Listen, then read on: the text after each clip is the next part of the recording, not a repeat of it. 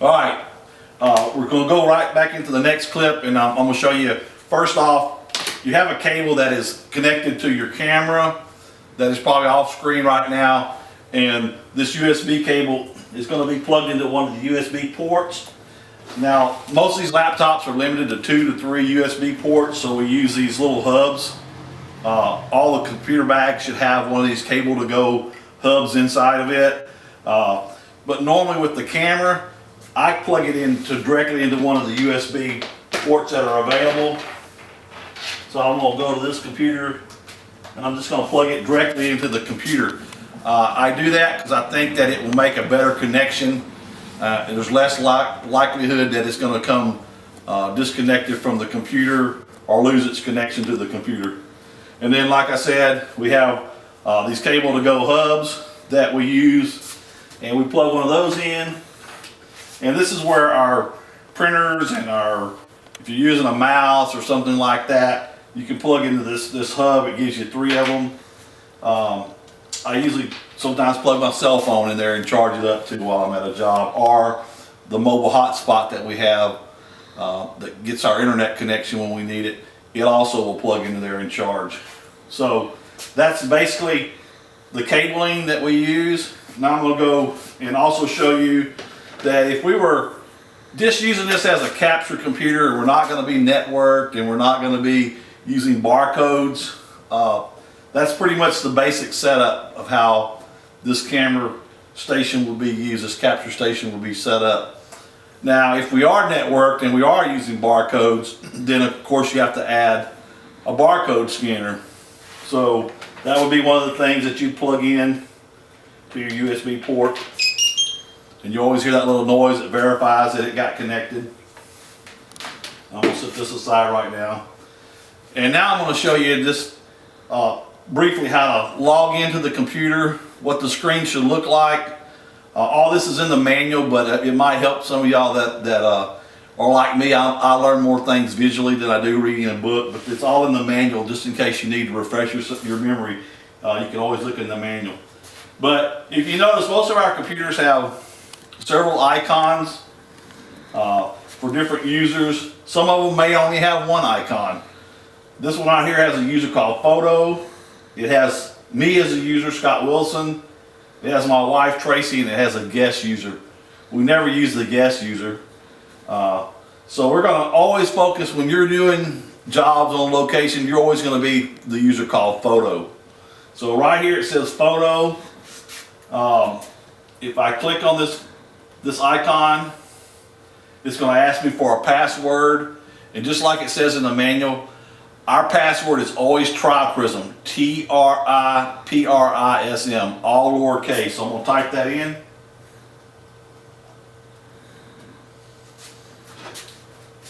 And once the screen comes up, then you're in the main screen for Apple. And we're going to show you a couple things on here. If I'm going to network this computer, I'm going to go up here in the Apple Finder, and I'm going to go to Go, and I'm going to go down to Connect to Server. Now I'm going to show that to you in another video clip in just a few minutes, because we're going to hook up this computer to another one and show you how to network them. But just to get started in just the basic operations, if you're using this computer as your capture station and you're not networked, you're ready to go. So all you really do is you start TEPS-X up. If you look over here on the sidebar, you'll see icons on the sidebar. On some of the computers it's down here. On some of the computers it automatically hides, so you won't see it until you hover over the edge of the screen, and then it'll pop out. But this one right here is called TEPS-X Share. It's a little camera icon with a little wizard hat next to it. That's the main program. The next one down is the TEPS Processor Share. You should never have to go into the processor share when you're on location, but I'm going to show you how to do that in the manual in case you ever have to.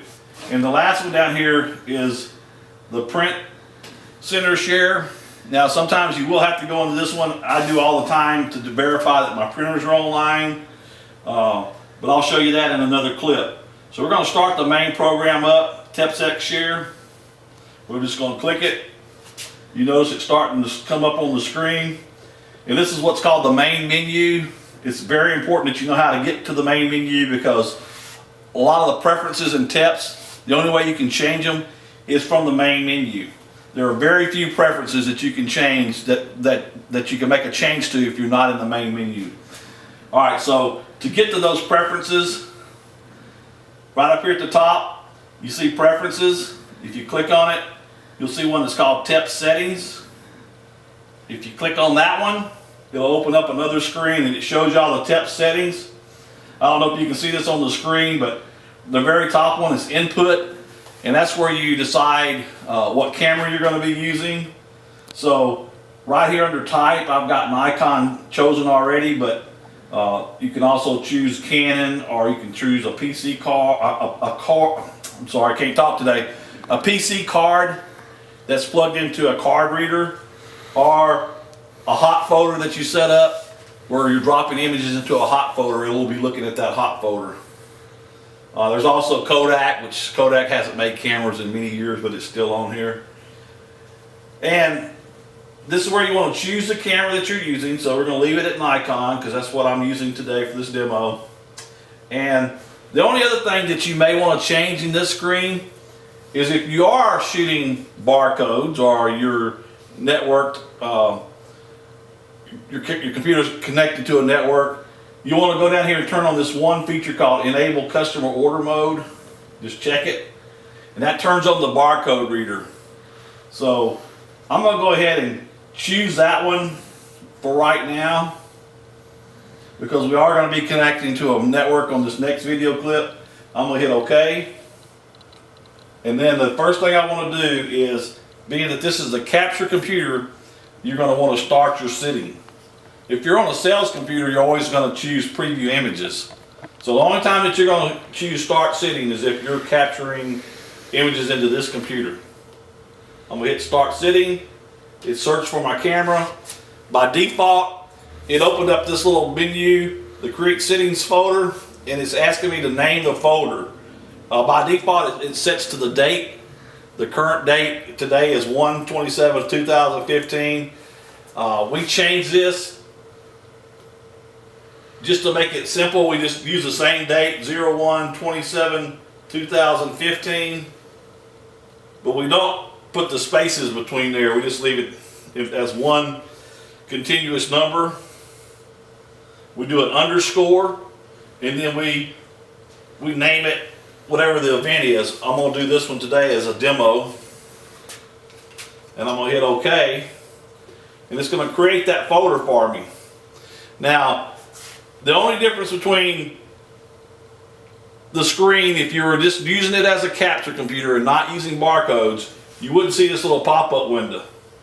The only time you'll see this little pop-up window is when you first start the computer in the capture mode and you're using barcodes. And it's asking me right now to input a number or a barcode. Now you can manually type a number if you don't have barcodes. You want to have a piece of paper that's got numbers on it, or you want to use say an image number. You can type that in there.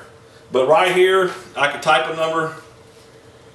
I'm going to just type 1, 2, 3, 4, 5, 6, 7, 8, and I'm going to hit OK in just a second. But I also want to show you, in this screen, you can also search for images by time range. And what that's good for is, like, if you happen to have a customer come up to a sales station and say, here's my barcode, and they scan it and they can't find the images by that barcode number, it's probably because the photographer didn't scan their code. It may be on another card or another form. But this gives you an option of going in here and searching by a time range, and it's usually an hour is what it defaults to, but you can set this time range wherever you want. I suggest you only search like 10 or 15 minutes or whatever they tell you. If they tell you, well, I was here an hour ago or 2 hours ago, you'd have to search for 2 hours. But if they say, I just took it in 15 minutes ago, just search 15 minutes, there's less images that you'll have to search through. So I'm going to hit OK. And you notice that menu disappeared. I'm now ready to take a picture with my camera. I'm going to go ahead and show you. I'm going to take a picture with this camera just to kind of show you that once I take a picture, you'll see it pop up on this thumbnail window up here. It's always a good idea to tell the photographer to take a picture as soon as he gets the folder set up, so that the other computers, if they're logging in on the network, can find that folder. If he doesn't take an image, that folder won't show up on the other computers. It won't even show up on this computer if for some reason you had to stop the software and start the computer up. If you haven't captured images into that folder really hasn't been created yet. So that's just showing you that I've just captured a picture with that particular camera by typing that number in. Another thing that we use, if we are capturing with the barcode, we're either going to have a form that has a barcode number on the bottom, or we're going to be using cards that have labels on them that have barcodes on them, and we're going to scan one of those. Once I scan that barcode, you'll notice on the thumbnail window that image I took before disappeared, and that's exactly what you want it to look like. The photographer should always scan a barcode and verify that there's no thumbnails in the thumbnail window. If there are, he didn't either scan that card right, or he needs to scan it again and see if there's some kind of problem. So I'm going to take another picture real quick. And I can also, I'm walking over and taking pictures with the camera button, but I can also use a shortcut on here. It's called Command R. It'll let me shoot from this screen.